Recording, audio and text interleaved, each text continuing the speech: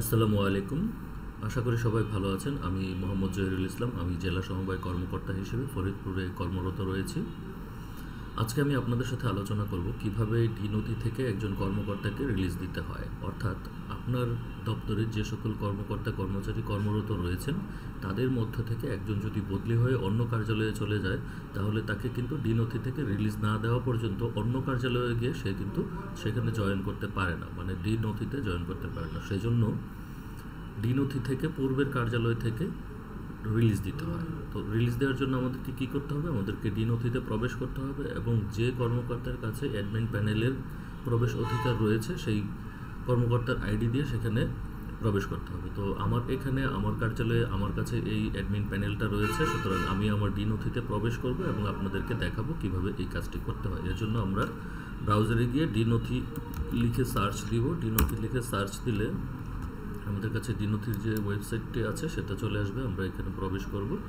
প্রবেশ করার পর আমাদের যে আইডি পাসওয়ার্ড আছে সেটাতে আমরা প্রবেশ করব। আমারটা এখানে অটো লগ ইন দেওয়া আছে, সুতরাং এটা অটোমেটিক্যালি লগ ইন হয়ে গিয়েছে। এরপর আমাদেরকে অ্যাডমিন প্যানেলে যেতে হবে। তো অ্যাডমিন প্যানেলে যাওয়ার জন্য আমাদেরকে এই যে ডান পাশে যে নাম রয়েছে সেই নামের উপরে ক্লিক দিতে হবে। দেওয়ার পরে দেখেন একটু নিচে এসে দেখাবে যে প্রোফাইল, এই প্রোফাইলের উপরে ক্লিক দিতে হবে। তারপর প্রোফাইল সংশোধন, এটার উপর ক্লিক দিলে আমাদেরকে অ্যাডমিন প্যানেলে নিয়ে যাবে। তো আমাদের এখানে অ্যাডমিন প্যানেল চলে আসছে। এই যে আমাদের অ্যাডমিন প্যানেল, এখান থেকে আমরা যাব কর্মকর্তা ব্যবস্থাপনা। তারপর আবার কর্মকর্তা ব্যবস্থাপনাতে আমরা ক্লিক দেব।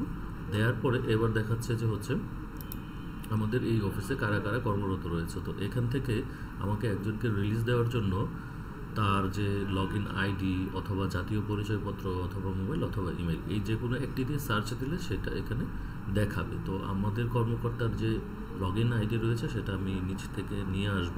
এখানে আমাদের এই কর্মকর্তা রিলিজ নিয়ে চলে গিয়েছে, তো তারটা আমি এখান থেকে নিয়ে আসব।